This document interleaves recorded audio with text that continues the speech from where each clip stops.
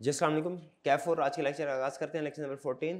आज के लेक्चर में एज यूजुअल पहले होम असाइनमेंट डिस्कस करेंगे, फिर इसके बाद नेक्स्ट कंसेप्ट डिस्कस करेंगे, object or consideration partly lawful and partly unlawful.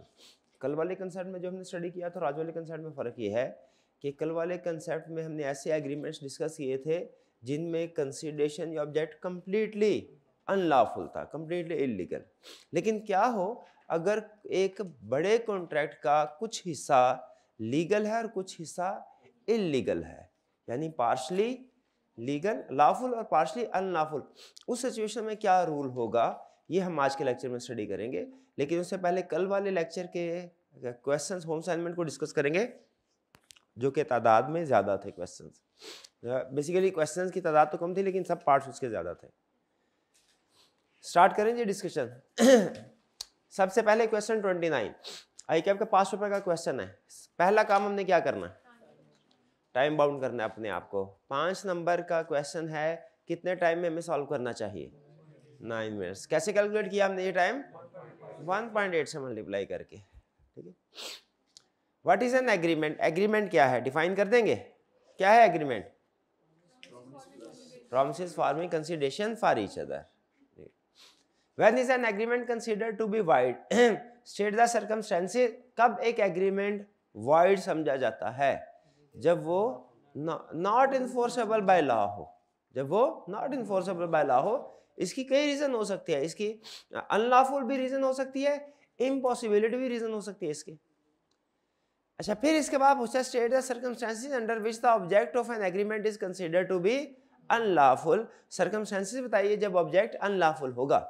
अब ये है अनलॉफुल की सर्कमस्टेंसेस बतानी हमने। ठीक है।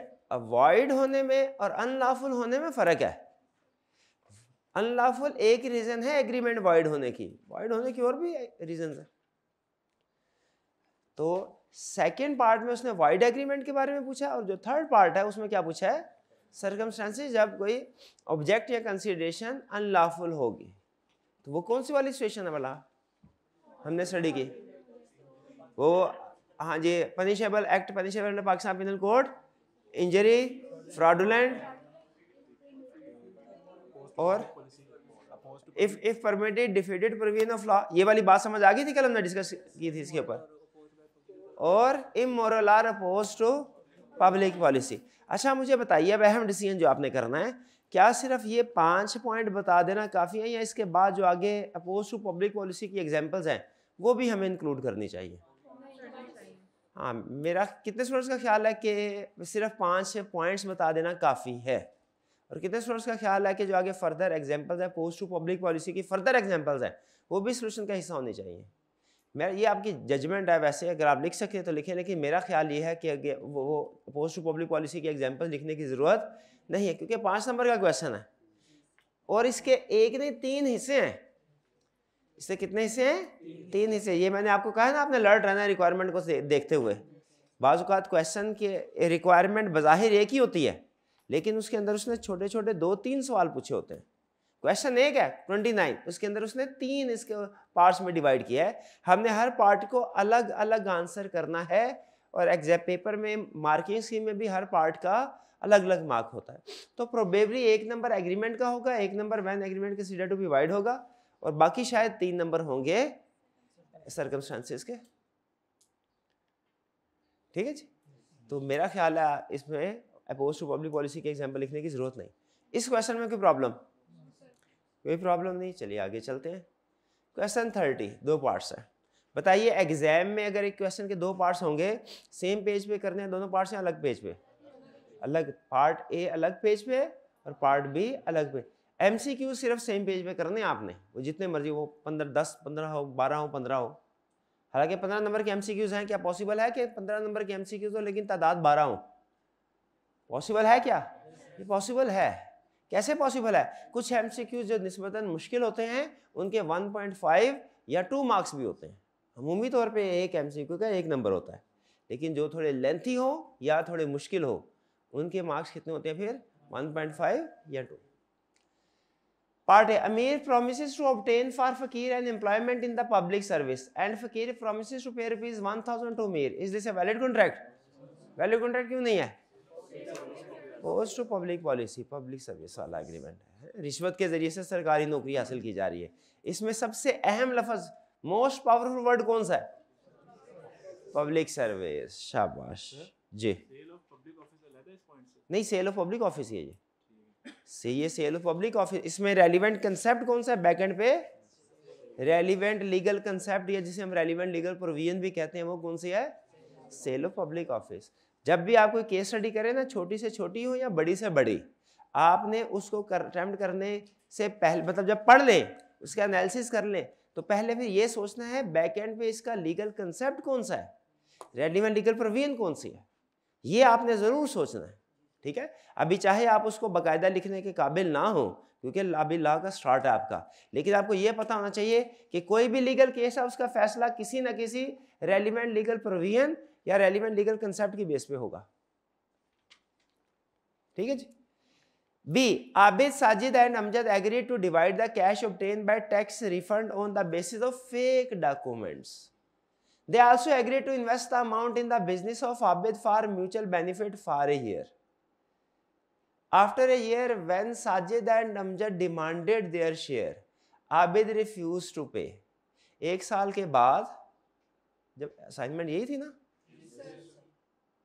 अच्छा, ये कंसेप्ट तो आज वाले से रिलेट कर रहा था। बहरहाल चले, अच्छा इसी बात रिवीजन हो जाएगी।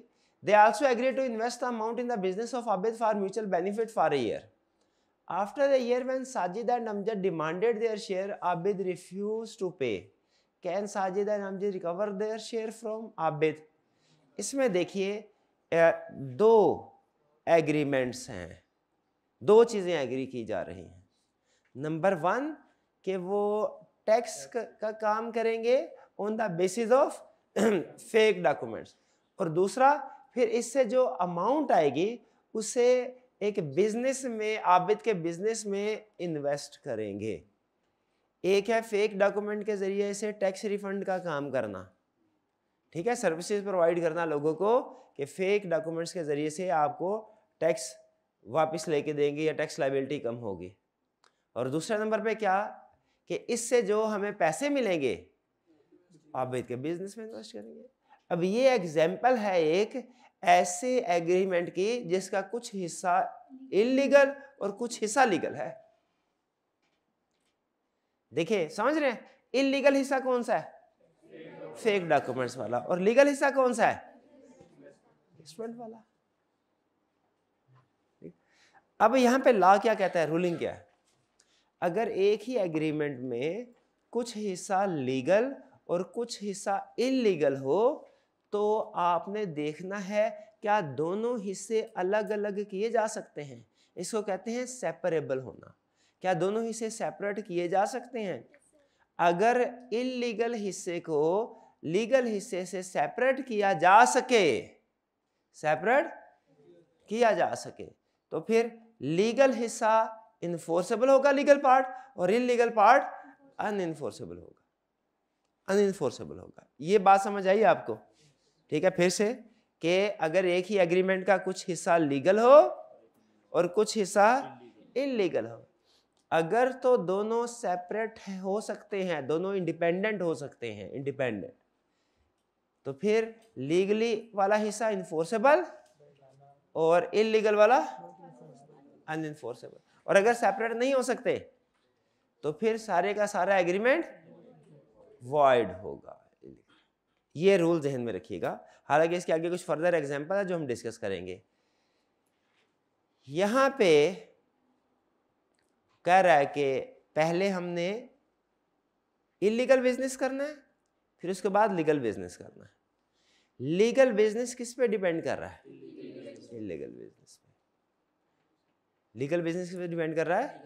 इलीगल बिजनेस पे। लॉ का एक रूल और समझिएगा कि अगर एक एग्रीमेंट वॉइड है ना, एक एग्रीमेंट वॉइड है, अगर कोई एग्रीमेंट उस पर डिपेंड कर रहा है वो भी वॉइड है। एक एग्रीमेंट वॉइड है तो उसके ऊपर जो एग्रीमेंट डिपेंड कर रहा है वो भी वॉइड हो जाएगा। इसको हम कहते हैं collateral agreement is also void. Collateral agreement का मतलब ऐसा एग्रीमेंट जो किसी दूसरे एग्रीमेंट पे डिपेंड कर रहा हो।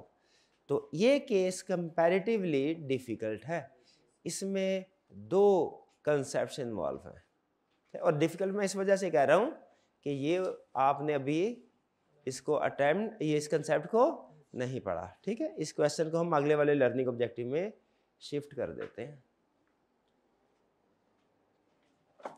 ठीक है। लेकिन बहरहाल अभी हमने इतनी डिस्कशन कर लिया है तो इसको कंप्लीट करेंगे हम।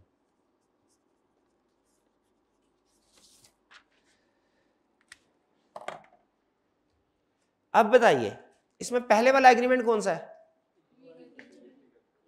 लीगल या इलीगल? इलीगल, वॉइड, वो फेक डॉक्यूमेंट्स वाला। दूसरा वाला एग्रीमेंट कौन सा है, लीगल, बिजनेस वाला। अब जो लीगल एग्रीमेंट है, अगर दोनों अलग अलग होते ना, इनका एक दूसरे से ताल्लुक ना होता, लेकिन एक ही जगह पे दो लोगों ने एग्री किए होते, हम कहते हैं लीगल इन्फोर्स करवाओ, इलीगल नहीं करवाओ। लेकिन चूंकि यहाँ पे अब लीगल वाला हिस्सा डिपेंड कर रहा है इलीगल पे, इलीगल वाइड है, तो वाइड एग्रीमेंट पे जो कॉन्ट्रैक्ट डिपेंड कर रहा है, एग्रीमेंट डिपेंड कर रहा है, वो भी वाइड। इसका मतलब है इसमें जो पहले वाला एग्रीमेंट है, ये फेक डॉक्यूमेंट्स वाला, बताइए ये एग्रीमेंट वैलिड है या वाइड है? ये इनफोर्सेबल बाय लॉ तो नहीं है, ये वाइड है। तो उसके बाद जो दूसरे वाला एग्रीमेंट है बिजनेस चलाने वाला, ये क्या हुआ, ये भी वाइड हो गया। हालांकि इन इटसेल्फ, इन अलग से ये वैलिड है, लेकिन अब चूंकि वो वाइड एग्रीमेंट के ऊपर बेस कर रहा है तो वो भी वाइड हो गया। आपको याद है कल इस तरह की मिलती जुलती एग्जांपल दी थी, वो इफ डिफीटेड तो if permitted would defeat provision of law, कि अगर लोन दिया, ये इलीगल नहीं है, लेकिन अगर लोन इस पर्पस के लिए दिया कि उससे कोई इलीगल एक्टिविटी की जाएगी, वो एग्रीमेंट क्या हो जाएगा, वो भी वाइड हो जाएगा। बी क्लियर हुआ? चलिए आगे चलते हैं। 31 comment on validity of following agreements. Comment on validity का मतलब क्या होता है?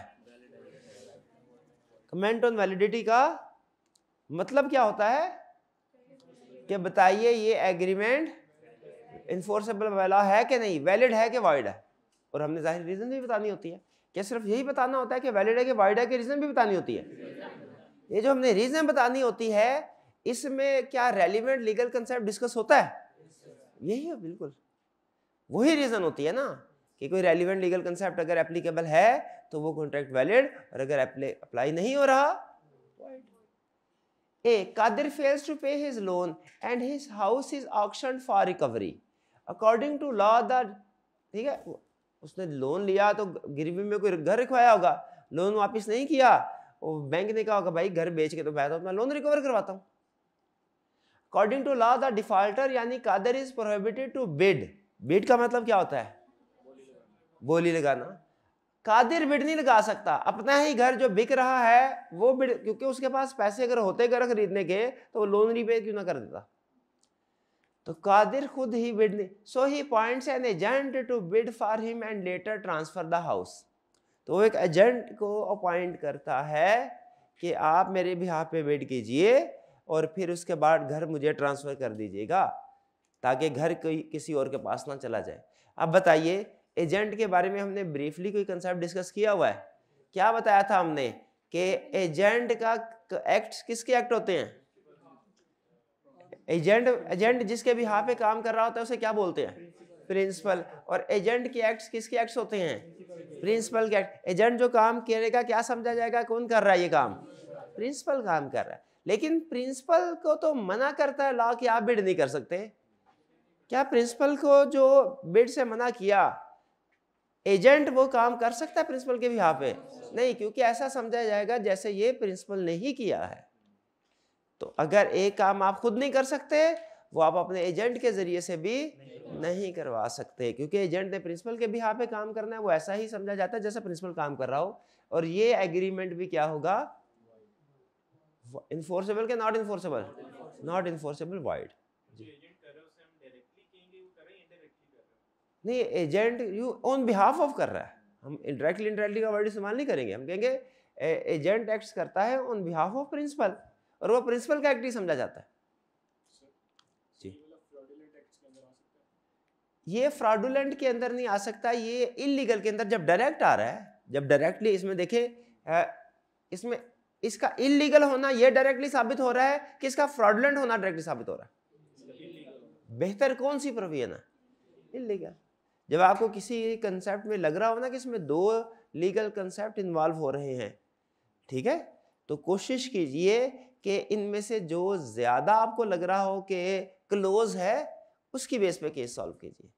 लेकिन इस तरह के क्वेश्चन में अमूमी तौर पे चाहे आप पहले वाले कंसेप्ट के मुताबिक केस सॉल्व करें या दूसरे के मुताबिक करें, दोनों सूरतों में कंक्लूजन सेम होगा। जैसे इस क्वेश्चन में उन्होंने कहा सर इसमें इलीगल तो समझ आ रहा है, वो भी है, लेकिन मेरे जहन में ये आ रहा है कि ये फ्रॉडुलेंट एक्ट भी है। तो दोनों में से जो आपको ज्यादा बेहतर लग रहा है डिस्कस करना वो कर दें। लेकिन अगर आप फ्रॉड के कंटेक्स्ट में भी डिस्कस करते हैं, कंक्लूजन सेम होगा, उस सूरत में भी वॉइड होगा, नॉट इनफोर्सेबल होगा। Next B, Abid, Sajid and Amjad enter into an agreement of the division among them of gains acquired by them by fraud. Case में सबसे अहम मोस्ट पावरफुल वर्ड कौन सा है? By fraud. अब यहां पे आप उसको कह सकते हैं कि फ्रॉडुलेंट है, इसलिए ये not enforceable by law. Clear? Fraud करना लीगल है या इलीगल है? इलीगल है। कैसे पता चला? इलीगल की कौन सी एग्जांपल में आता है ये? It is fraudulent. शाबाश। पाकिस्तान पेनल कोड में भी आता है। उसमें कौन सी दफा है फ्रॉड वाली? 420, उसमें भी जुर्म है, ठीक है, लेकिन डायरेक्ट भी उसने एम्फसाइज करने के लिए अलग एग्जांपल दे दी। तो ये इलीगल, नॉट इनफोर्सेबल। पहले वाला भी नॉट इनफोर्सेबल हो गया, दूसरे वाला भी। सी देखते हैं। Azam big agent for a landed proprietor. Azam agent है एक प्रोप्राइटर का, ओनर का। Agrees for money without the knowledge of his principal to obtain for Babar a lease of land belonging to his principal.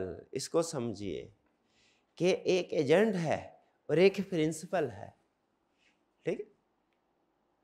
अच्छा, असूली तौर पे ना उसे इस टॉपिक में एजेंट वाली एग्जांपल इंक्लूड नहीं करनी चाहिए। आई कैप को इस चैप्टर में एजेंट क्यों नहीं करनी चाहिए?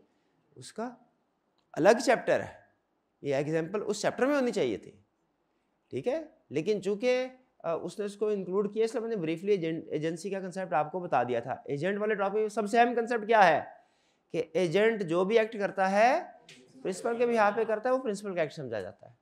आजम बीइंग एजेंट फॉर लैंडलॉर्ड, आजम जो कि एक लैंडलॉर्ड का एजेंट था, उसने पैसों के बदले में एग्री किया कि मैं प्रिंसिपल को पता नहीं चलने दूंगा, प्रिंसिपल को विदाउट, और बाबर तुझे मैं एक लैंड जो मेरे प्रिंसिपल की लैंड है वो लीज एग्रीमेंट तुम्हारे साथ कर दूंगा। अब बताइए, ओनर को पता ही नहीं है, उसके बिहाफ पे एजेंट किसी दूसरे के साथ एग्रीमेंट कर देता है, क्या ये सही अमल है? नहीं, ये तो उसको धोखा दिया जा रहा है। इसका मतलब ये हुआ, अगर एजेंट के जितने भी एक्ट्स हैं वो प्रिंसिपल के एक्ट्स हैं, लेकिन अगर एजेंट अपने प्रिंसिपल को धोखा दे तो वो एग्रीमेंट वॉइड होगा, इलीगल होगा। अच्छा, इसमें आगे चल के हम स्टडी करेंगे चैप्टर 10 एजेंसी वाले चैप्टर में, कि इसमें फर्दर नेक्स्ट लेवल पे हमने ये भी देखना होता है कि जो थर्ड पार्टी थी जिसके साथ एजेंट ने एग्रीमेंट किया, प्रिंसिपल को धोखा देते हुए थर्ड पार्टी के साथ एग्रीमेंट किया, इसको इस धोखे का नॉलेज था कि नहीं था? अगर तो इसको इस धोखे का नॉलेज था, तो धोखे का पता था थर्ड पार्टी को, तो फिर ये वॉइड होगा। लेकिन अगर थर्ड पार्टी को नहीं पता था, फिर ये एग्रीमेंट वैलिड होगा। अब अगर एग्जांपल सुनिए, एक और एग्जांपल सुनिए।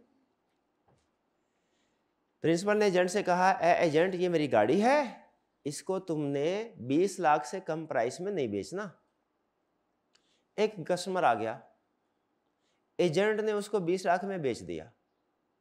20 लाख में कहा था ना, 20 लाख से कम में नहीं बेचना था, 20 लाख क्यों से ज्यादा बेच, 20 लाख में बेच दिया।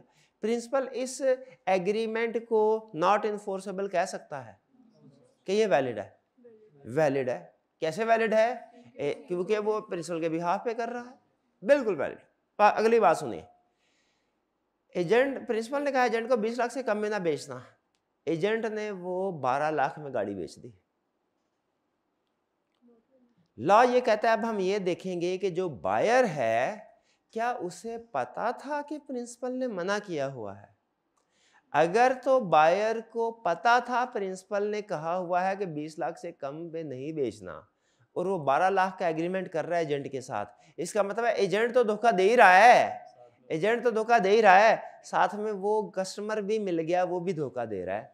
इस सूरत में दोनों धोखाधड़ी के मुलजिम हैं, ये एग्रीमेंट वॉइड होगा, ये एग्रीमेंट वॉइड होगा। लेकिन अब आगे सुने, अगर ये बात समझ आ गई, समझे चैप्टर 10 कंप्लीट समझ आ गया। चैप्टर 10 में सबसे अहम कंसेप्ट है जो अब आगे बताने जा रहा हूं। लेकिन अगर कस्टमर को पता नहीं था, कस्टमर इनोसेंट था, उसे नहीं पता था कि प्रिंसिपल ने मना किया हुआ है 20 लाख से कम बेचने का, वैसा भी तो हो सकता है, और उसने 12 लाख में गाड़ी खरीदने का एग्रीमेंट कर लिया। अब क्या प्रिंसिपल इस एग्रीमेंट को खत्म कर सकता है? नहीं कर सकता, क्योंकि लॉ हमेशा कहता है कि जो इनोसेंट थर्ड पार्टी होती है ना, उसको कोई नुकसान नहीं पहुंचना चाहिए। अब के बार जो बायर है वो इनोसेंट है कि वो गिल्टी है? इनोसेंट है। लॉ कहता है भैया अब ये एग्रीमेंट प्रिंसिपल, हालांकि एजेंट ने धोखा दिया है प्रिंसिपल को, लेकिन चूंकि थर्ड पार्टी इस धोखे में शामिल नहीं है, उसने इन गुड इंटेंशन एग्रीमेंट किया है, ये एग्रीमेंट वैलिड है। अब प्रिंसिपल अगर कहे ना कि नहीं नहीं मैंने तो 20 लाख से कम गाड़ी नहीं बेचनी, लॉ कहेगा नहीं, तुमने एजेंट अपॉइंट किया था, एजेंट ने 12 लाख का एग्रीमेंट कर लिया, और चूंकि जो थर्ड पार्टी है वो साथ नहीं मिली हुई, वो इनोसेंट है, तो ये एग्रीमेंट वैलिड होगा। कुछ समझ आए? अब यहाँ पे, हाँ, यहाँ पे केस स्टडी के अंदर जो अगला सवाल आएगा वो ये कि चलो कस्टमर तो 20 लाख की गाड़ी 12 लाख में लेके चला गया, उससे फायदा किस चीज का? वो क्योंकि वो इनोसेंट था। अब प्रिंसिपल का जो 8 लाख का नुकसान हुआ है, ये कौन भरेगा? एजेंट। शाबाश। प्रिंसिपल अब असल में थर्ड पार्टी के खिलाफ केस नहीं करेगा कि मुझे 8 लाख और दो। किसके खिलाफ करेगा? एजेंट के। जब तुम्हें मना किया था, तुमने अपनी अथॉरिटी से एक्सीड क्यों किया? मना किया था, अपनी अथॉरिटी से एक्सीड क्यों किया? तो यहां पे भी देखिए वो क्या कह रहा है, एजेंट है, उसने एग्रीमेंट किया है थर्ड पार्टी के साथ कि मैं अपने प्रिंसिपल के नॉलेज में लाए बगैर उसकी जमीन तुम्हें लीज पे दे दूंगा, तुम अपना काम चला लेना, प्रिंसिपल नहीं मानेगा, तो मैं उसके नॉलेज में लाए बगैर ये जमीन तुम्हारे लीज एग्रीमेंट कर लेता हूं। अब बताइए इसमें थर्ड पार्टी एजेंट के साथ इन्वॉल्व है कि नहीं? इन्वॉल्व है। उसने बताया हुआ है agrees for money, agree for money without knowledge of his principal. Agree, उसने उसके साथ एग्री कर लिया और बता दिया कि हाँ पैसे लिए हैं, और जाहिर है पैसे दिए किस चीज के दिए? इसी चीज के। तो ये एग्रीमेंट वैलिड होगा कि वॉइड? वॉइड। ये रूल जरूर जहन में रखिएगा कि अगर एजेंट अपनी अथॉरिटी से एक्सीड करे और थर्ड पार्टी इनोसेंट है तो एग्रीमेंट वैलिड, और थर्ड पार्टी को पता है कि एजेंट एक्सीड कर रहा है तो फिर ये एग्रीमेंट वॉइड हो जाएगा। ये अहम रूल है, इसको हो सके तो पक्का अभी कर लीजिए, वरना चैप्टर 10 में तो बार बार केस स्टडी में ये कंसेप्ट आएगा ही। वही तो हमने अभी डिस्कस किया मेरे भाई, थर्ड पार्टी इस केस में इनोसेंट नहीं है। क्यों नहीं इनोसेंट नहीं है? क्योंकि उसने पैसे दिए हैं, और साथ में वो ये भी इंडिकेट कर रहा है without the knowledge of his principal, कि प्रिंसिपल को नहीं पता, तो उसने चूंकि एजेंट ने पैसे लिए थर्ड पार्टी से, तो पैसे किस चीज के लिए होंगे? इसी बात के ना कि मैं प्रिंसिपल को बताए बगैर एग्रीमेंट कर लेता तुमसे। D, Abid promise to pay ₹100,000 to Sajid on agreeing to publish a defamatory article against Arsalan. इसमें मोस्ट पावरफुल वर्ड कौन सा है? Defamatory article. डिफेम करना किसी को, किसी की रेपुटेशन को नुकसान पहुंचाना, ये लीगल है कि इलीगल? इलीगल। इंजरी की डेफिनेशन में मैंने आपको बताया था 3 चीजें, जान माल इज्जत, किसी की जान माल इज्जत को नुकसान पहुंचाने की कोशिश करना, ये हाँ जी अनलॉफुल है। यहाँ पे चूंकि उसके रेपुटेशन को नुकसान पहुंचाने की कोशिश की गई है, इसलिए ये एग्रीमेंट वॉइड है। ठीक है।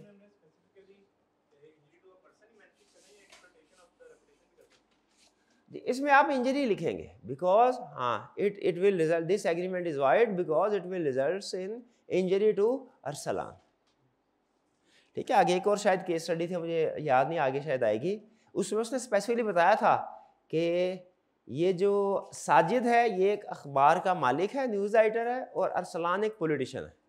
उसने इसको मजीद केस को आगे फर्दर इसमें इंफॉर्मेशन इंक्लूड की थी। E Abid who is guardian of Tanveer, guardian कौन होता है? ऐसा गार्डियन पॉइंट हो जिसके वालिदैन अगर फोत हो गए हो तो रिलेटिव में से किसी माइनर के अगर वालिदैन फोत हो गए तो रिलेटिव में से कोई जिम्मेदारी लेता है उसकी परवरिश करने की, तो जो जिम्मेदारी लेता है उसे क्या कहते हैं? गार्डियन। अच्छा, ये गार्डियन याद रखिएगा कोर्ट के जरिए से अपॉइंट होता है, ये ऐसा नहीं है कि फैमिली में कोई से भी उठ के कहे कि मैं गार्डियन हूँ। ठीक है, वो तो बाज़ औक़ात अगर वो गरीब हो जिसके वालिदैन फोत हुआ है तो कोई भी गार्डियन बनने को तैयार नहीं होता, और अगर वो अमीर हो तो 5 लोग गार्डियन बनने को तैयार हो जाते हैं। तो लेकिन गार्डियन फाइनल कौन पॉइंट होगा? जिसे कोर्ट ऑर्डर करेगा। ठीक है, कोर्ट का अपना एक प्रोसेस है जिसके जरिए वो डिसाइड करते हैं। Abid who is guardian of Tanveer. अब मुझे बताइए ये जो गार्डियन होता है इसे माइनर के बेनिफिट में काम करना चाहिए कि अपने बेनिफिट में? अगर ये माइनर के अगेंस्ट काम करे जिससे इसे पर्सनल बेनिफिट हो रहा हो लेकिन माइनर को नुकसान हो रहा हो, क्या वो एग्रीमेंट वैलिड होगा? पक्की बात। अभी देखते हैं इसको। कह रहे Abid who is guardian of Tanveer promises to exercise his influence as such with Tanveer in favor of Farhan. आबिद ने कहा मैं गार्डियन हूं, तनवीर माइनर है, मैं तनवीर के ऊपर अपना इन्फ्लुएंस उसका चचा हूं, फॉर एग्जांपल मैं उसके ऊपर अपना इन्फ्लुएंस डाल के तो फरहान के साथ एक एग्रीमेंट करवा लूंगा जो किसकी फेवर में है? हालांकि गार्डियन को किसकी फेवर में काम करना चाहिए? माइनर की, लेकिन वो किसकी फेवर में काम कर रहा है? ये तो वही बात होगी, मिलता जुलता केस। एजेंट जो था अपने प्रिंसिपल की बजाय थर्ड पार्टी की फेवर में काम कर रहा था पैसे लेके, ये भी मिलती जुलती वही सिचुएशन हो गई। अब नुकसान हो रहा है कि नहीं इसमें माइनर का? अच्छा, एंड फरहान प्रॉमिसेस टू पे ₹1000 टू आबिद, और फरहान ने कहा कि आबिद को वो 1000 पे करेगा, बदले में पैसे पे करेगा। एजेंट ने भी इन रिटर्न ऑफ मनी ही काम किया था, ये भी पैसों के बदले में लोग गलत काम करते हैं और किसी का। तो ये वैलिड है या वाइड? Wide agreement. क्लियर? इसमें अनड्यू इन्फ्लुएंस भी लिख सकते हैं, लेकिन अनड्यू इन्फ्लुएंस तब लिखते जब ये एग्रीमेंट अनड्यू इन्फ्लुएंस एक्सरसाइज करने वाले में और जिसके ऊपर अनड्यू इन्फ्लुएंस एक्सरसाइज हुआ है उन दोनों के दरमियान में होता। अगर ये गार्डियन और माइनर के दरमियान में एग्रीमेंट होता ना, फिर हम कहते हैं ये अनड्यू इन्फ्लुएंस है। लेकिन ये एग्रीमेंट किसके दरमियान में हो रहा है? ये गार्डियन और थर्ड पार्टी के दरमियान में। तो ना तो गार्डियन ने थर्ड पार्टी पे अनड्यू इन्फ्लुएंस एक्सरसाइज किया, ना उसने किया। अनड्यू इन्फ्लुएंस का जिक्र जरूर हो रहा है, लेकिन इस एग्रीमेंट में अनड्यू इन्फ्लुएंस से ज्यादा रेलिवेंट बात कौन सी है कि उसने माइनर के इंटरेस्ट में काम नहीं किया, उसे माइनर के इंटरेस्ट में काम करना चाहिए था। इसका मतलब हुआ माइनर हो या एजेंट हो, अगर थर्ड पार्टी पैसे लेके थर्ड पार्टी के बेनिफिट में काम किया जाए तो वो एग्रीमेंट वॉइड होगा। F, a married woman was given money to obtain divorce from her husband and to marry the lender. बताइए ये एग्रीमेंट क्या इन्फोर्सेबल बाय लॉ है? नहीं है, ये इमोरल एग्रीमेंट है। ठीक है, इसकी शक्ल से पता चल रहा है कि ये इमोरल एग्रीमेंट है, सोसाइटी में इस तरह की एक्टिविटीज की इजाजत नहीं होनी चाहिए। तो ये वाइड एग्रीमेंट हो गया, इमोरल हो गया, इस वजह से void. Later the woman refuse to take divorce, woman पैसे ले लिए और उसके बाद डिवोर्स से इनकार कर दिया। अब बताइए कि क्या इन्फोर्स करवाया जा सकता है इसको? नहीं, क्यों नहीं करवाया जा सकता? लॉ कहेगा ये इमोरल है। जी, Imran agrees to buy goods from Narendra, a citizen of country at war with Pakistan. अगर कोई सिटीजन किसी अदर कंट्री का हो उसे हम लॉ में क्या कहते हैं? ना ना ना ना, गलत। अगर कोई किसी अदर कंट्री का सिटीजन हो पाकिस्तान में, इसे क्या कहते हैं? सिर्फ एलियन कहते हैं। एलियन एनिमी कब बोलते हैं इसको? जब उस कंट्री के साथ जंग हो रही हो। तो यहां पे मुझे बताइए कि जो नरेंद्रा है ये एलियन है या एलियन एनिमी? Alien enemy. कैसे पता चला एलियन एनिमी है? क्वेश्चन के अंदर क्या कह दिया उसने? जंग हो रही है। तो अगर जंग के दौरान में एग्रीमेंट किया जाए उसका स्टेटस क्या होगा? वो वाइड है। वाइड है, बताया था ना कल, ऐसे थोड़ी हो सकता कि ऊपर मिसाइल एक दूसरे को फेंक रहे हो और ट्रकों के जरिए से आप आलू टमाटर एक दूसरे को बेच रहे हो, ट्रेडिंग तो नहीं होगी ना। तो जंग के दौरान में अगर एग्रीमेंट किया जाए वो क्या होगा? वाइड। अच्छा दूसरा सवाल, अगर कोई एग्रीमेंट जंग से पहले कर लिया गया है वो सस्पेंड हो जाएगा जब तक कि जंग खत्म नहीं होती। ठीक है, अगर जंग खत्म हो जाए उसके बाद देखा जाएगा, अगर उसमें टाइम एसेंस नहीं है तो वो जंग के बाद रिज्यूम हो जाएगा, और अगर टाइम एसेंस था यानी उसी वक्त में उसको परफॉर्म करना जरूरी था तो वो क्या होगा? टर्मिनेट, खत्म, बिल्कुल खत्म। ठीक है, तो जंग के दिनों में तो एग्रीमेंट करने की बिल्कुल इजाजत नहीं। जो पहले वाले एग्रीमेंट है उनमें दो ऑप्शंस होगी, वो जंग के दिनों में रोक लिए जाएंगे। अब वो सस्पेंड हुए हैं क्या टर्मिनेट हुए हैं ये डिपेंड करता है टाइम एसेंस है कि नहीं। सर अगर टर्मिनेट होंगे तो फिर रिस्टोरेशन होगी? हाँ बिल्कुल, अगर गवर्नमेंट ने जंग के बाद भी ये लॉ पास कर दिया, फर्ज कीजिए कि इस कंट्री के साथ कोई भी एग्रीमेंट नहीं कर सकता, तो फिर वो एग्रीमेंट जो बाद में भी एग्रीमेंट जो है वो वाइड हो जाए, टोटली टर्मिनेट। टर्मिनेट हुआ तो फिर रिस्टोरेशन होगी बिल्कुल, क्योंकि ये क्राइम नहीं है। वो जो क्राइम वाले एग्रीमेंट होते हैं ना उनमें रिस्टोरेशन नहीं होती। जैसे जुआ लगाया, ठीक है, जुआ लगाया, एक केस भी था उसमें, कहता है दो आदमियों ने जुआ लगाया और तीसरे बंदे को जमानत के तौर पे बिठा दिया और उसे कहा भाई ये 1000 रुपया मेरा पकड़ो, 1000 रुपया इसका पकड़ो, 2000 रुपया, ये मैच हम देख रहे हैं, जो जीता, अगर पाकिस्तान जीता तो 2000 मुझे दे देना, इंडिया जीता 2000 उसको दे देना। अब वो मैच देख रहे हैं और जिस बंदे को पैसे पकड़ाए थे वो निकल गया। अब वो निकल, क्या अब उससे पैसे रिकवर करवाए जा सकते हैं? क्या पैसे नहीं रिकवर करवाया? ये एग्रीमेंट भी वाइड है, वेजरिंग एग्रीमेंट, उसमें रिस्टोरेशन ऑफ बेनिफिट भी नहीं होगी। क्यों नहीं होगी? क्योंकि क्रिमिनल एक्ट था। लॉ कहता है, लॉ का एक असूल होता है, लॉ का असूल क्या, एक अल्फाज थे वो एग्जैक्टली मेरे जहन में नहीं आ रहे, कि only pure hand should knock at the door of court, कुछ इस तरह का मुहावरा है।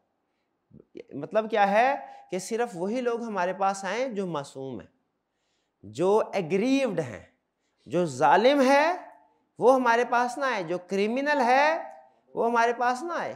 अब जैसे इस केस में दोनों क्रिमिनल है ना, जिन्होंने एग्रीमेंट किया था वेजरिंग का, जुए का, क्या आप ये कोर्ट में जाके कह सकते हैं जज साहब हमारे साथ देखिए कितनी बड़ी जाती हुई, एतबार करने का जमाना ही कोई नहीं रहा, हमने एतबार करके उसके पास पैसे रखवाए थे जुए के, पैसे लेके निकल गया। वो जज कहेगा भाई वो भाग गया, उसको बाद में देखेंगे, पहले तुम आ जाओ, तुमने जो इलीगल काम किया उसके साथ भुगतो। ठीक है, तो जो क्रिमिनल क्राइम होते हैं इनमें रिस्टोरेशन ऑफ बेनिफिट नहीं होती, लेकिन जो आम बाकी के वाइड एग्रीमेंट्स होते हैं उनमें रिस्टोरेशन ऑफ बेनिफिट्स है। अच्छा चलिए क्लियर हो गया ये। अच्छा next H, Anjum who knows that Qamar has stolen goods amounting to ₹500,000 receives 100,000 from Qamar in consideration of not exposing him, कि चोर ने मुंह बंद रखने के लिए से चौकीदार को पैसे दे दिए कि 1 लाख रखो और किसी को ना बताना कि चोरी मैंने की है। क्या ये एग्रीमेंट वाइड है? बिल्कुल वाइड है। अच्छा इसका मतलब क्या है? ये तो उसने सिंपल यहाँ पे क्या कि ख़त्म कर दिया ना। नॉर्मली एग्जाम में केस स्टडी को थोड़ा मजीद आगे लेके चलता है ताकि क्लियर हो जाए। एग्जाम में कहेगा कि अंजुम ने कमर से पैसे ले लिए और उसके बाद फिर भी कमर के खिलाफ गवाही दे दी, क्या कमर उसे पैसे वापस ले सकता है? क्योंकि कमर ने शर्त पे दिए थे कि किसी को बताओगे नहीं, उसने पैसे भी ले लिए और बता भी दिया, क्या पैसे वापस ले सकता है? नहीं, क्यों नहीं ले सकता? वाइड एग्रीमेंट था और ये क्राइम था। किसी क्रिमिनल को बचाने की कोशिश करना क्राइम। आपने देखा होगा जो जुर्म का साथ देता है वो भी मुजरिम है। भी ये बात समझ आ गई? और इसी तरह अगर चोर ने वादा कर लिया चौकीदार से कि पहले तुम गवाही दे के आओ मेरे हक में और फिर उसके बाद मैं तुम्हें 1 लाख दूंगा, चौकीदार गवाही दे और चोर कहे अब मैंने पैसे नहीं देने, क्या चौकीदार उसके खिलाफ लीगल एक्शन ले सकता है कि सर इसने कहा था कि तुम गवाही दे के आओ पहले मेरे हक में फिर पैसे दूंगा, गवाही दे दिया पैसे नहीं दे रहा? तो कोर्ट कहेगा भाई गवाही तुम्हारी अनलॉफुल थी। तो ये वाइड एग्रीमेंट का मतलब यह है कि दोनों पार्टी में से कोई भी पार्टी इन्फोर्स नहीं करवा सकती। जी, एक बार हक में गवाही दे दी तो दोबारा जो है वो उसको रिवर्स नहीं करवा सकता, उसको बाकायदा लीगल प्रोसेस है उसके ऊपर। वो चूंकि हमारे सिलेबस में नहीं है इसलिए मैं उसके ऊपर कमेंट नहीं कर रहा। ठीक है, कोर्ट उसको ही पकड़ेगी। झूठी गवाही देना भी जुर्म होता है, वो सबसे पहले उसको पकड़ेगा, भाई पहले जानबूझ के तुमने झूठी गवाही दी। आई Amir promises to obtain for Fakir an employment in the public service and Fakir promises to pay rupees 1000 to Amir। ये तो अब हाँ जी अभी क्या है, वाइड एग्रीमेंट है ना। इसमें मुझे याद आ गया एक डिपार्टमेंट था कोई, जैसे फर्ज कीजिए कि PIA, एक्चुअली PIA का केस है समझाने के लिए कह रहा हूँ। उसमें जनरल मैनेजर था, उसने भर्ती करनी थी पायलट्स की, तो उसने कहा जी पायलट मैं उस पायलट की भर्ती करूंगा जो मुझे 20 लाख रुपया रिश्वत देगा। अब ये PIA से सरकारी ऑर्गेनाइजेशन इदारा है, इसलिए मैं इसके एग्जांपल दे रहा हूँ। तो अब उस बंदे ने 20 लाख रुपया दे दिया, उसने कहा मुझे भर्ती कर ले पायलट। अच्छा, जब उसने ऑर्डर पास करने थे ना, उससे पहले उसकी ट्रांसफर होगी किसी और पोस्ट पे। अब ये चूंकि उसकी ट्रांसफर किसी और जगह पे हो गई, जैसे उसे कहा गया जाओ अब तुम दुबई में जाके करो काम, जनरल मैनेजर को, वो 20 लाख वापस कर गया होगा कि साथ ले गया होगा? साथ ले गया। अब जिस बंदे ने पैसे दिए थे, अब वो कहने लगा कि जी अब आपने ऑर्डर तो पास किया नहीं, तो यहाँ तो ऑर्डर पास करें, मेरा तो ट्रांसफर हो गया, अब तो मेरे पास अथॉरिटी नहीं है। तो उसे कहा फिर मेरे पैसे वापस करें। उसे कहा इसमें मेरा कसूर थोड़ी है। मैनेजर ने कहा मेरा कसूर थोड़ी है, मैं तो तैयार था, अगर मेरा हफ्ता और ट्रांसफर ना होता मैंने तो आपको अपॉइंटमेंट लेटर दे दिया था, अब मैं तैयार था, मेरा कसूर नहीं है, पैसे वापस नहीं दूंगा। अब अगर वो पर्सन जो कैंडिडेट था, जो पायलट था, वो केस कर दे, क्या उससे पैसे वापस मिलेंगे? नहीं। क्यों नहीं मिलेंगे? रेलिवेंट लीगल कंसेप्ट कौन सा है? Sale of public office unlawful है, एग्रीमेंट वॉइड है। क्लियर? इसमें ये पब्लिक सर्विस ध्यान में रखिएगा। कल एक स्टूडेंट ने क्वेश्चन भी पूछा था कि सर अगर वो प्राइवेट एम्प्लॉयमेंट हो, तो प्राइवेट एम्प्लॉयमेंट में प्रॉब्लम कोई नहीं, क्योंकि जो करप्शन असल होती है ना, याद रखिएगा, वो सरकारी इदारों पे होती है। करप्शन का जो असल चांस होता है वो और ये पाकिस्तान में नहीं है, ये पूरी दुनिया में इस तरीके से है कि जहाँ पे जो पब्लिक पावर होती है वहाँ पे करप्शन का चांस भी होता है। Next day, Asif entered into an agreement with his in-laws to never meet his children if they pay him rupees 5 million। अब बताइए क्या void relevant legal provision कौन सी है? Agreement instead of parental rights। शाबाश। K, an employer and employee agree that employee cannot enter into any contract for 5 years, whether personal or professional in nature। Employer और employee में agreement हुआ। अब ये कौन से वाला कि वो 5 साल तक किसी भी कॉन्ट्रैक्ट में कोई कॉन्ट्रैक्ट नहीं कर सकता एम्प्लॉय, ना पर्सनल ना प्रोफेशनल। क्या ये वैलिड एग्रीमेंट है? भाई हर एक की आज़ादी है ना कि वो कोई सा भी कॉन्ट्रैक्ट करना चाहे कर सकता है। एम्प्लॉयर याद रखे एक एग्रीमेंट पे रोक सकता है एम्प्लॉय को, याद रखिएगा ये प्रैक्टिकली, कि जब तक आप मेरे पास एम्प्लॉय हैं, आप सिमिलर किसी और कंपनी के एम्प्लॉय नहीं हो सकते। ये एग्रीमेंट कहता है, लॉ कहता है इससे रोक सकते हैं, क्योंकि इसमें एम्प्लॉयर अपने आप को प्रोटेक्ट कर रहा है, लेकिन ये प्राइवेसी की वजह से। लेकिन अगर ये कहा जाए कि एम्प्लॉय किसी भी किस्म का एग्रीमेंट नहीं कर सकता, वो रेंट एग्रीमेंट भी नहीं कर सकता फॉर एग्जाम्पल, तो ये तो उसकी लिबर्टी को रिस्ट्रिक्ट किया जा रहा है। ये क्या है? Agreement in state of personal liberty. ठीक है, पर्सनल लिबर्टी। ये बात समझ आई आपको? ये एग्जांपल समझ आ रही है कि एम्प्लॉय को सिर्फ इस बात से रोका जा सकता है, और तकरीबन हर कंपनी ये रोकती है परमानेंट एम्प्लॉयज को, कि जब तक आप हमारे पास एम्प्लॉय है, किसी सिमिलर दूसरी कंपनी में एम्प्लॉय नहीं बन सकते। आप दूसरी कंपनी में बन सकते हैं, आप बहुत से लोग पार्ट टाइम जॉब्स भी करते हैं, उसमें प्रॉब्लम नहीं है। प्रॉब्लम किस में है? Similar. Next, 5 nearby fuel station agree to charge price above the price fixed by regulatory authority। अब रेगुलेटरी अथॉरिटी ने प्राइस फिक्स की, उससे ज्यादा प्राइस चार्ज करना लीगल है कि इलीगल है? इलीगल है। ये इन्फोर्सेबल बाय लॉ नहीं है, वॉइड है। लेकिन अगर, अच्छा अब आगे सुनिए, इसमें चेंज करता मैं थोड़ा। अगर वो ऐसी फील्ड है, ऐसी इंडस्ट्री है जिसमें रेगुलेटर प्राइस डिसाइड नहीं करता। देखें कुछ इंडस्ट्रीज होती हैं जिनमें रेगुलेटर प्राइस डिसाइड करता है। ये होती है, आपने इकोनॉमिक्स में पढ़ा होगा, इसेंशियल्स ऑफ लाइफ।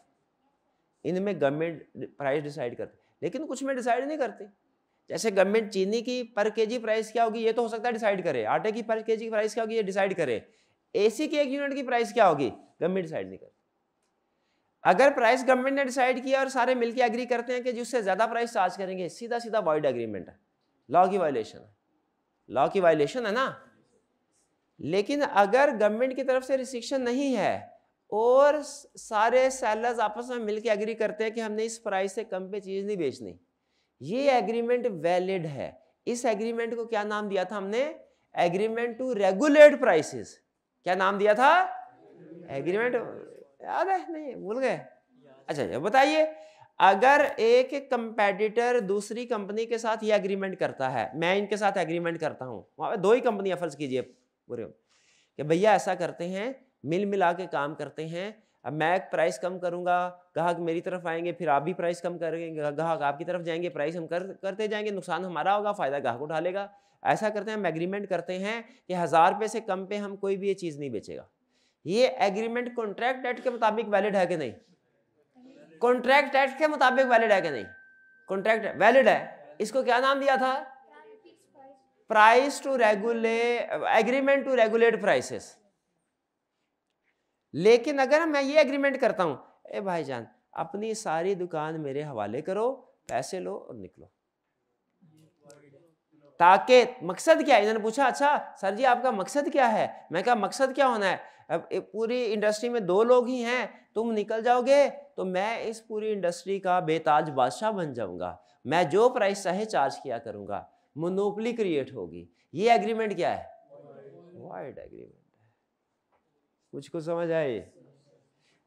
अच्छा, एक स्टूडेंट कहने लगा सर अगर मोनोपोली क्रिएट करने के लिए कोई एग्रीमेंट किया जाए, मोनोपोली क्रिएट वो वाइड है, और प्राइस रेगुलेट करने के लिए जो एग्रीमेंट किया जाए वो वैलिड है अकॉर्डिंग टू कॉन्ट्रैक्ट एक्ट। उन्होंने कहा सर मैंने इकोनॉमिक्स में एक और चीज पढ़ी है, कार्टेल, के कार्टेल इलीगल होते हैं। तो ये भी तो कार्टेल में हमारे टीचर ने बताया था कि उसमें फर्म आपस में मिलके प्राइस डिसाइड करती हैं, ऐसा ही होता है। बिल्कुल ठीक है, कार्टेल। लेकिन यहाँ पे उसी कंसेप्ट को कि मिलके प्राइस रेगुलेट कर रहे हैं, हम क्या कह रहे हैं? वैलिड है। लेकिन ये कॉन्ट्रैक्ट एक्ट के मुताबिक वैलिड है। आगे चल के आप जब पढ़ेंगे, बल्कि शायद ये इसी कैफ 4 में ही है, कैफ 4 में देखें आप जो टेबल ऑफ कंटेंट्स में, उसमें आपको एक नजर आएगा कंपटीशन एक्ट। पाकिस्तान में कोई एक लॉ थोड़ी है, बहुत से लॉज हैं। तो अगर एक चीज एक लॉ से छूट जाए, दूसरे लॉ में पकड़ी जाए, तो वो उसे क्या इजाजत दी जाएगी करने की? नहीं। कंपटीशन एक्ट में लिखा हुआ है ये चीज कि जब फर्म कंपनी आपस में मिलके इस तरह का काम करेंगी वो एग्रीमेंट वॉइड होगा। लेकिन अगर कॉन्ट्रैक्ट एक्ट के मुताबिक आंसर कर रहे हैं तो हमने क्या करना है? फर्म आपस में मिलकर प्राइस फिक्स करती हैं, फर्म आपस में मिलकर प्राइस फिक्स करती हैं। कॉन्ट्रैक्ट एक्ट के मुताबिक क्या है? वैलिड। कंपटीशन एक्ट के मुताबिक क्या है? वॉइड। आप एग्जाम में केस स्टडी आगे क्या लिखेंगे? Depends on requirement. अगर उसने कहा है कॉन्ट्रैक्ट एक्ट के मुताबिक आंसर करो, आप कहेंगे वैलिड, और अगर उसने कहा कंपटीशन एक्ट के मुताबिक आंसर करो, वॉइड। याद रखिएगा, हाँ अगर साइलेंट रहे, एक क्वेश्चन ऐसा नहीं होगा, आपका पेपर जब आएगा ना उसमें 15 नंबर के एमसीक्यूज होंगे, बाकी क्वेश्चन होंगे 85 नंबर के तकरीबन होंगे, कम व बेश मेरा हाल है, कोई समझ लीजिए कोई 12 से 15 के लगभग क्वेश्चन होंगे। एक क्वेश्चन भी ऐसा नहीं होगा जिसमें उसने लॉ ना मेंशन किया हो कि इस केस स्टडी का आंसर आपने इस सवाल का जवाब इस लॉ के मुताबिक देना है। कंफर्म है, ये मैंने खुद चेक किया हुआ है एक एक क्वेश्चन के अंदर, कि कोई क्वेश्चन तो मुझे ऐसा मिल जाए जिसमें उसने ना लिखा हो कि ये कॉन्ट्रैक्ट एक्ट के मुताबिक करना है, ये पार्टनरशिप एक्ट के मुताबिक करना है, निगोशिएबल इंस्ट्रूमेंट के मुताबिक करना है, ये आर्बिट्रेशन एक्ट के मुताबिक करना है, कंपटीशन, हर क्वेश्चन के साथ उसने लिखा हुआ था। तो एग्जाम में आपको बताएगा। वैसे ये बहुत कम होता है कि एक चीज की एक ला इजाजत दे दे और दूसरा मना कर दे, बहुत कम होता है, लेकिन हो सकता है। क्लियर हुई है बात? चलिए, आज की कुछ केस स्टडी थोड़ी सी मुश्किल सी है ना, हल्की हल्की, कोई बात नहीं, चलिए आगे आसान है नेक्स्ट लेक्चर्स की। फिर इसके बाद क्या है, अच्छा 5, अच्छा ये बताइए 5 नियर बाय फ्यूल स्टेशन, अभी हम कहाँ पे है, कॉन्ट्रैक्ट एक्ट में या कंपटीशन एक्ट में? 5 nearby fuel station agree to charge price above the price fixed by regulatory authority, void हो गया। ठीक, क्यों? रेगुलेटरी अथॉरिटी की वजह से। रेगुलेटरी अथॉरिटी का लफ्ज ना होता, फिर वो प्राइस अगर आपस में बढ़ा चढ़ाने का एग्रीमेंट करते वो वैलिड होता। M. Asif offered Basit to pay him ₹1 million if he procures a woman to marry his brother. अब देखिए आपको क्या बताया था, मैरिज एग्रीमेंट में और मैरिज ब्रोकरेज एग्रीमेंट में फर्क किस चीज का है? ब्रोकर का। मैरिज एग्रीमेंट में और मैरिज ब्रोकरेज एग्रीमेंट में फर्क किस चीज का है? अगर तो दो पार्टीज एक दूसरे के साथ एग्रीमेंट करती है टू मैरी, वो वैलिड है। ए प्रॉमिसेस बी टू मैरी, ये वैलिड है। लेकिन अगर दरमियान में एक थर्ड पार्टी आ जाए और उसे कहा जाए, जैसे वो रिश्ते वाली माई होती है, उसे कहा जाए कि तुम मेरे भाई के लिए रिश्ता ढूंढो, तुम्हें बदले में 20,000 रुपया मिलेगा। बताइए अब दरमियान में ब्रोकर आ गया, ब्रोकर आ गया, क्योंकि ये कमर्शियल लोग होते हैं। ये कौन होते हैं? कमर्शियल लोग होते हैं। लॉ कहता है कमर्शियल लोगों को ये जो शादी या निकाह जैसे जो एग्रीमेंट है या एक्ट है, इसमें इन्वॉल्व नहीं होना चाहिए। ये अपने पैसों की रिकवरी के लिए किसी को भी किसी के साथ फिट कर देंगे, इन्हें इससे कोई लेना देना नहीं होता कि वो मैच होता है कि नहीं। तो इसीलिए अच्छा अब ये बताइए, ये एग्रीमेंट टू मैरी है कि मैरिज एग्रीमेंट है कि मैरिज ब्रोकरेज एग्रीमेंट है? ब्रोकरेज एग्रीमेंट है, क्योंकि आसिफ ने बासित को ऑफर किया, तो बासित एक यहाँ पे ब्रोकर है। याद रखे ये फैमिली मेंबर नहीं है, ये कौन होते हैं? कमर्शियल लोग होते हैं। क्योंकि अगर कोई फैमिली मेंबर हो ना तो वो फिर भी पार्टी हो गई ना। जैसे कि मिलता जुलता केस, इतने मुश्किल सवाल कर रहे हैं तो ये भी एक और मुश्किल है। एक और भी केस था जिसमें याद है सेठ साहब ने अपने मैनेजर से कहा था अगर तुम मेरी बेटी से शादी करो तो तुम्हें फैक्ट्री दे दूंगा। अब बताइए क्या ये एग्रीमेंट टू मैरिज एग्रीमेंट है कि ब्रोकरेज एग्रीमेंट था? Marriage agreement. क्यों? इसमें भी तो सेठ साहब थे थर्ड पर्सन, वो बेटी हॉस्पिटल में पड़ी थी, सेठ साहब ने एग्रीमेंट कर, याद है ना केस? इसमें भी थे, लेकिन वो रिश्तेदार थे, वो कमर्शियल नहीं थे, कमर्शियल एक्टिविटी नहीं थी। लॉ मैरिज को कमर्शियल एक्टिविटी के जरिए सेटल करने को रोकता है, रोकता है। चलिए, वरना आपने बाज़ औक़ात मूवीज या ड्रामा में भी वो देखा होगा इस तरह का एग्रीमेंट। बाप ने कहा बेटे को जायदाद तब मिलेगी जब ये शादी कर लेगा ताया की बेटी से, इस तरह का सीन होता है ना बाज़ औक़ात। तो क्या वो ब्रोकरेज एग्रीमेंट है? नहीं, वो भी मैरिज एग्रीमेंट है।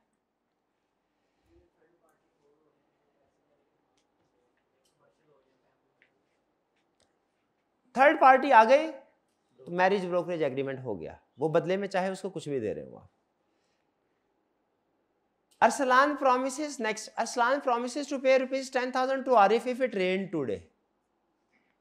अगर बारिश हुई 10,000. Arif promises to pay ₹1,000 to Arslan if it did not. बताइए ये कौन सा एग्रीमेंट?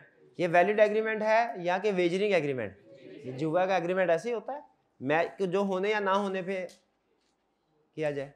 मैच के जीतने हारने जीतने पे पैसे देने हो या बारिश के होने ना होने पे। तो भाई जुआ करने वाले तो हर चीज पे जुआ लगा देते हैं। वो तो इस बात में भी अगली गवर्नमेंट किसकी आएगी, इस पे भी बड़ा जुआ लगता है ना। जुआ लगाने वाले वो किसी भी चीज पे। तो ये एग्रीमेंट वॉइड है। ओ Habib agreed with Arsalan that he will buy refrigerator from Arsalan for ₹80,000 if Habib won a wager within next week. अगर अब ये देखें, अब ये एग्रीमेंट में लीगल भी आ गया, इलीगल भी आ गया। अब आपने डिसाइड करना है कि पहले स्टार्ट में क्या बताया था, अगर एक एग्रीमेंट में लीगल भी हो एलिमेंट, इलीगल भी हो। हमने पहले क्या देखना है, सेपरेट है कि डिपेंडेंट है। अगर सेपरेट हो सकते हैं, इंडिपेंडेंट हो सकते हैं, तो फिर लीगल वाला वैलिड, इलीगल वाला वॉइड। यहां पे मुझे बताइए, एक एग्रीमेंट है रेफ्रिजरेटर बाय करने वाला, ये लीगल है। एक एग्रीमेंट है जब मुझे जुए से पैसे जीतूंगा मैं, इफ हबीब वोन वेजर, वेजर जुआ क्यों कहते हैं ना, वेजर विद इन, अगर अगले हफ्ते जुआ जीता मैं तो मैं 80,000 का रेफ्रिजरेटर खरीदूंगा। रेफ्रिजरेटर खरीदना वैलिड है, लीगल है, जुआ इलीगल है। अब बताइए कि इस दोनों को अलग किया जा सकता है? नहीं। लीगल एलिमेंट लीगल वाला डिपेंड करता है इलीगल के ऊपर। तो ये वही हो गया ना कि भाई पहले फ्रॉड करके भाई ये हमारा आखिरी डाका होगा 4 लोगों का, इसके बाद डाके से जो रकम आएगी उससे हम शरीफाना बिजनेस शुरू करेंगे, सारी जिंदगी शराफत की गुजारेंगे। ये बताइए अब ये वैलिड है कि वाइड? ये जो डाके वाला एग्रीमेंट है वाइड। शरीफाना जिंदगी गुजारना, बिजनेस करना, वैलिड एग्रीमेंट। लेकिन डिपेंड किस पे करता है? इलीगल पे। तो यहां पे पहले कह रहा है कि मैं ये जुआ जीतूंगा तो फिर बाय करूंगा। अब जुआ जीतना इलीगल, पहले इलीगल काम हो रहा है, बाद में लीगल हो रहा है, दोनों इलीगल डिपेंडेंट है, तो ये पूरे का पूरा एग्रीमेंट क्या हो गया? वाइड हो गया, क्योंकि इसको अलग नहीं किया जा सकता। बात समझ रहे हैं? Next comment on the validity of following agreements.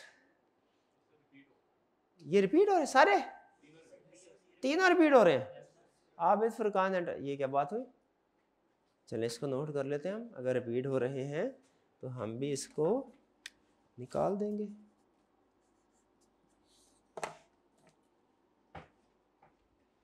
(32) Naim was a treasury manager in Rahil Associates. Naim robbed rupees 100,000 cash from the business. Rahil, the owner of the business, instituted legal proceeding against Naim. इसका मतलब क्या हुआ? Instituted legal proceedings against, इसका मतलब क्या हुआ? कि उसके खिलाफ कानूनी कार्रवाई शुरू कर दे। Naim agreed to return the cash. Naim ने कैश वापस करने का वादा कर लिया। And Raheel agreed to withdraw the proceeding against him. और राहील ने कहा कि मैं आपके खिलाफ कानूनी जो कार्रवाई है, केस है, वो वापस लेता हूं। यानी चोर ने कहा मैं चोरी का सामान वापस ले देता हूं आपको, और मालिक ने कहा मैं केस वापस ले लेता हूं। Naeem fulfilled his part of promise. चोर ने अपना वादा पूरा किया। Under the previous contract at 1970 explain whether Raheel is bound to withdraw the proceeding against Naeem. क्यों? वादा तो किया था उसने, वो वाइड एग्रीमेंट था। रेलेवेंट लीगल कांसेप्ट कौन सा है? Stifling criminal prosecution. ठीक है, आप चाहे ये लिख लें या चाहे वो नीचे जो लाइन लिखी हुई थी, agreement to withdraw legal proceeding against criminal is void. Clear? ये 33 Asif stole cash and merchandise from the ABC store. Basit, the owner of store, initiated legal proceeding against him. Asif contacted Basit with an offer to return the stolen cash and merchandise if Basit withdraws the suit. Basit accepted the offer. Is it a valid agreement? Valid नहीं है। क्या है? Void है। ये तो वही पहले वाला केस आ गया। चलिए खत्म। अच्छा अब सुन लें, वैसे तो केस स्टडी थोड़ी सी डिफिकल्ट केसेस भी आज हमने डिस्कस किए हैं। अगर आप कहते हैं तो आज का लेक्चर यहाँ पे ख़त्म कर देते हैं, लेकिन अगर आप कहते हैं तो 3-4 मिनट में, 5 मिनट में कोई मज़ीद कंसेप्ट आप देखिए, ये डिपेंड करता है। अगर तो आप ओवरबर्डन नहीं हुए तो मैं कंसेप्ट नेक्स्ट डिस्कस करता हूँ। कंसेप्ट छोटा सा है लेकिन बहरहाल है थोड़ा सा टेक्निकल। चलें ऐसा करते हैं डिस्कस कर लेते हैं, ईद के बाद दोबारा कर लेंगे, दोबारा कर लेंगे, ऐसे कर लेंगे। अभी सिर्फ 2 मिनट दे दीजिए। अभी क्या? अच्छा ये वही है जो हमने क्लास में डिस्कस किया है, सिर्फ मैं इसको फॉर्मली पूरी पिक्चर आपके सामने रख रहा हूँ। कह रहा है ऑब्जेक्ट या consideration partly lawful and partly, इसमें अहम लफ्ज क्या है? पार्टली, यानी एग्रीमेंट का कुछ हिस्सा लीगल है, कुछ हिस्सा इलीगल है। कह रहा है if legal part can be, आपने देखना है अगर एक ही एग्रीमेंट के अंदर कुछ लीगल हो कुछ इलीगल हिस्सा हो, तो आपने देखना है कि लीगल पार्ट और इलीगल सेपरेट किया जा सकता है कि नहीं। अगर तो दोनों को सेपरेट किया जा सकता है, legal part will be enforced. अगर दोनों को सेपरेट नहीं किया जा सकता, होल एग्रीमेंट इज वाइड। इसकी एग्जाम्पल से समझ आएगा।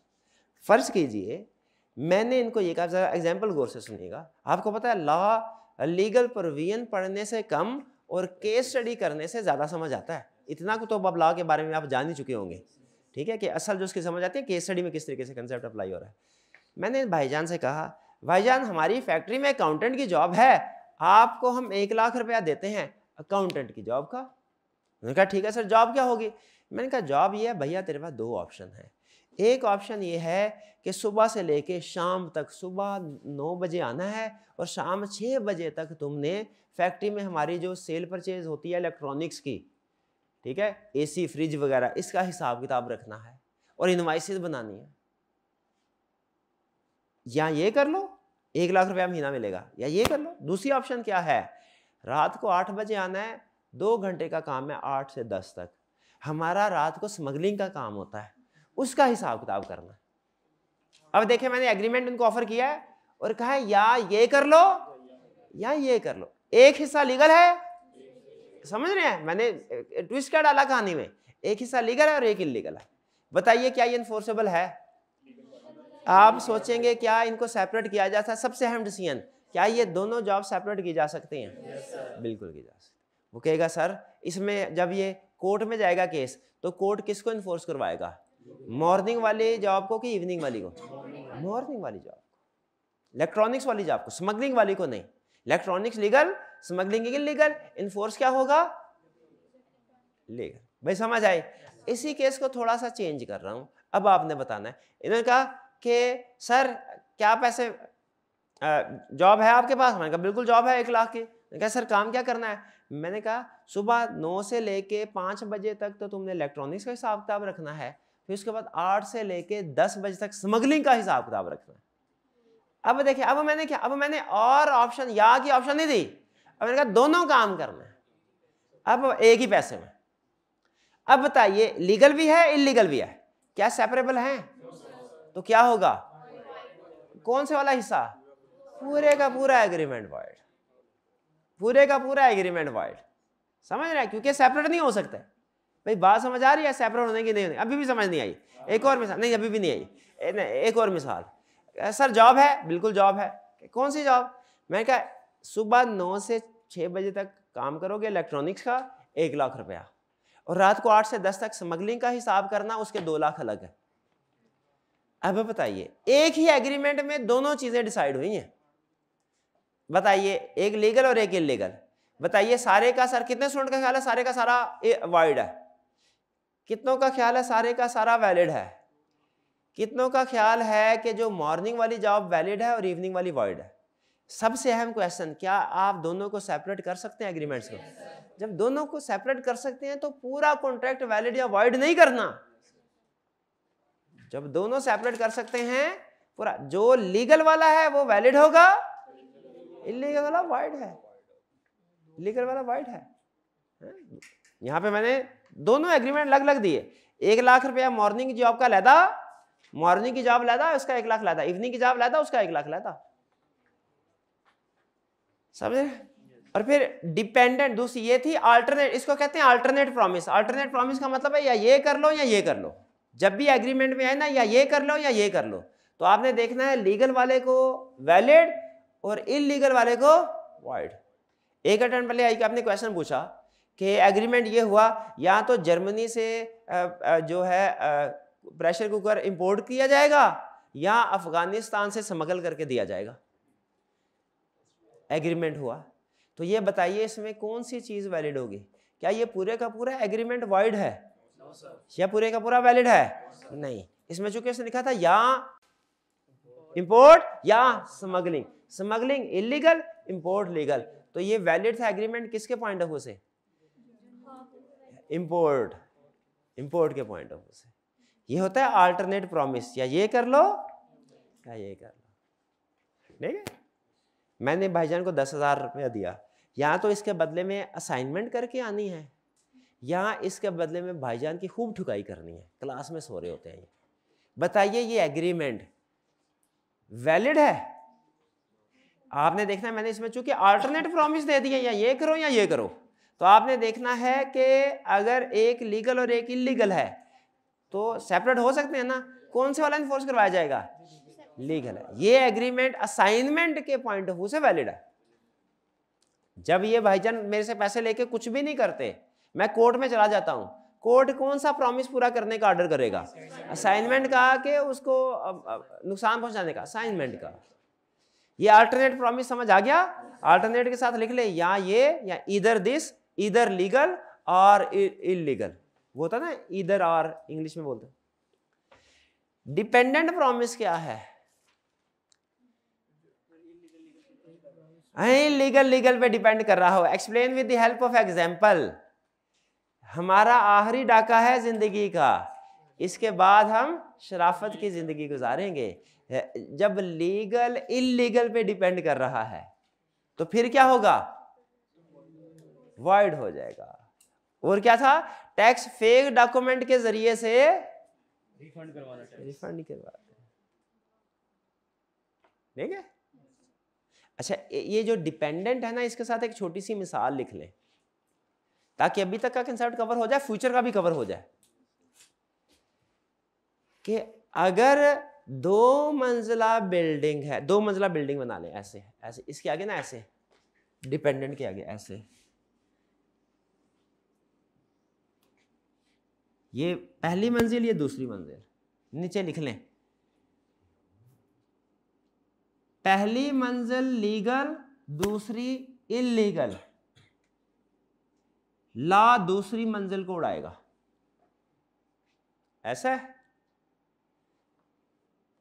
बेस वाली पहली 2 मंजिलें हैं एक प्रॉपर्टी की, पहली लीगल, दूसरी इलीगल। लॉ किसको उड़ाएगा? इलीगल वाली। फिर लिखें पहली इलीगल, दूसरी लीगल, दोनों को उड़ाएगा। अब आपने घर जाके सोचना, ये मैंने मिसाल आपको क्यों दी कि जब डिपेंडेंट प्रॉमिस में पहला इलीगल हो, दूसरा लीगल हो, दोनों फर्क। और अगर पहला लीगल हो, दूसरा इलीगल हो, दूसरा, क्योंकि बुनियाद ठीक है। जब बुनियाद गलत तो बिल्डिंग भी गलत। जब बुनियाद ठीक तो जहां से इलीगल हुआ वो गलत। ये बात समझ, अभी नहीं समझ आएगी ये बात, ये मुश्किल है। हाँ, ये तो केस स्टडी करके समझ आएगी। लेकिन आज आपके लिए गुड न्यूज़ क्या है? आपके लिए केस स्टडी सिर्फ एक ही क्वेश्चन है, इतनी छुट्टियां और एक। अच्छा, लेकिन याद रखिए, आपको थ्योरी के सब्जेक्ट में मैंने बताया था सबसे बड़ी प्रॉब्लम बच्चे को क्या होती है। थ्योरी के सब्जेक्ट में, चूँकि ज़्यादा सब्जेक्ट थ्योरी के पढ़ाता हूँ, तो थ्योरी में थोड़ा सा एक्सपीरियंस की वजह से बच्चे मसले में डिस्कस करते हैं। सबसे बड़ी प्रॉब्लम आप बताएं, आपके जहन में क्या है? आपको क्या फील होता है? इससे पहले भी थ्योरी के सब्जेक्ट आपने बड़े पढ़े होंगे, याद किए होंगे ना? हाँ जी, दिल नहीं करता, बोर हो जाते हैं, और जो याद करते भी हैं वो भूल जाता है। अच्छा, मोबाइल देखने को दिल करता है, मोबाइल देखने को बहुत शाबाश। तो क्या हो अगर हम मोबाइल के जरिए से याद करें इसको, और क्या हो कि जो याद करें वो फिर भूले ही ना, इस तरीके से याद करें। इसके लिए एक ऐप है, वो ब्रेनस्केप ऐप। आपको अब ये छुट्टियां हैं ना, इसमें हमने दोनों काम करना है, खूब एंजॉय भी करना है, साथ साथ पढ़ना भी है। छुट्टियों में पढ़ना मना नहीं होता, थोड़ा थोड़ा पढ़ते रहें। इतना कि नई चीज कोई ना करे लेकिन पुरानी चीजें भूल ना जाए, इतना को पढ़ना है। कितना पढ़ना है? नई चीज नहीं करनी लेकिन पुरानी चीज भूल ना जाए, इतना को पढ़ना है। तो मैं वो ऐप आपके साथ शेयर करूंगा, उसका लेक्चर भी शेयर करूंगा, ऐप भी शेयर करूंगा। आपने वो लाजमी, आपके लिए लाजमी है, हमारी एजुकेशन का इंटीग्रल पार्ट है। क्योंकि आई कैप जिस लेवल पे जाके टेस्टिंग कर रहा है ना, आई कैप का लेवल है एक्स्ट्रा ऑर्डिनरी। आपको खुद अभी एहसास हो जाएगा, आगे पीआरसी में इतना एहसास नहीं होता, कैफ लेवल पे एहसास हो जाता है। तो एक्स्ट्रा ऑर्डिनरी लेवल की प्रिपरेशन के लिए हमें कुछ एक्स्ट्रा ऑर्डिनरी प्रिपरेशन करनी पड़ती है, एक्स्ट्रा ऑर्डिनरी काम करने पड़ते हैं। सिर्फ आप लेक्चर लेके तैयारी नहीं कर सकते, लेक्चर तो यूट्यूब पे भी अवेलेबल होते हैं। सिर्फ लेक्चर से, ये ट्रेडिशनल तरीका होता है, ट्रेडिशनल। आज से 100 साल पहले भी तो ऐसी पढ़ाई होती थी, उस्ताद आया, पढ़ा गया, बच्चों ने नोट किया और याद कर लिया। लेकिन अब टीचिंग चेंज हो गई, इंडस्ट्री चेंज होगी, रिक्वायरमेंट, आई कैप की रिक्वायरमेंट अब वो जिस लेवल पे चला गया है ना, वो आम तरीकाकार से वैसे तैयारी होना मुश्किल है। करने वाले कर लेते हैं लेकिन मुश्किल है। तो क्यों ना हम उससे बेहतर तरीके से, ताकि उस आई कैप के लेवल के मुताबिक, बल्कि उससे भी थोड़ा सा कोशिश करेंगे 2 हाथ आगे जाए। तो उसके लिए कुछ हमें ज़ाहिर है एक्स्ट्रा ऑर्डिनरी काम करना पड़ेगा। ऑर्डिनरी तरीकों से एक्स्ट्रा ऑर्डिनरी लेवल की प्रिपरेशन नहीं होती, तो आप वो काम कर लेंगे। जो कुछ मैंने लेक्चर में बता दिया, करना कुछ भी नहीं है, एक ऐप इंस्टॉल करनी है बस, कुछ नहीं करना।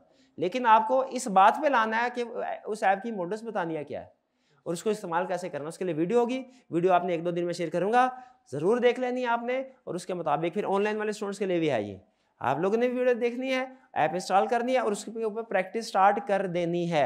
लॉ के बहुत से कंसेप्ट है, बहुत से कंसेप्ट है, तो आपके दिमाग में मैंने ये डालना कि ये चीज़ आई तो ये सोचना है, ये चीज़ आई तो ये सोचना है, ये चीज़ आई तो ये सोचना है, ठीक है आपके दिमाग, ताकि एग्जाम में ना ये ना हो क्वेश्चन है आपके 4 चीज़ें खुल जाए, वो इधर जाना है इधर जाना है इधर, ऐसे होता है ना, उसमें रिस्क ज़्यादा होता है। तो आपको क्लियरली एग्जैक्टली पता हो कि क्या सोचना है क्या लिखना है, और एग्जैक्ट जो लिखना है एग्जाम में वो आपके दिमाग में भरना है मैंने, ये मेरी जिम्मेदारी है, ये आपके ऊपर नहीं मैं छोड़ सकता, ठीक है। तो ये काम लाजमी करना है, करेंगे जी, पक्का वादा, शाबाश। आज का लेक्चर खत्म करते हैं हम, अल्लाह हाफिज़।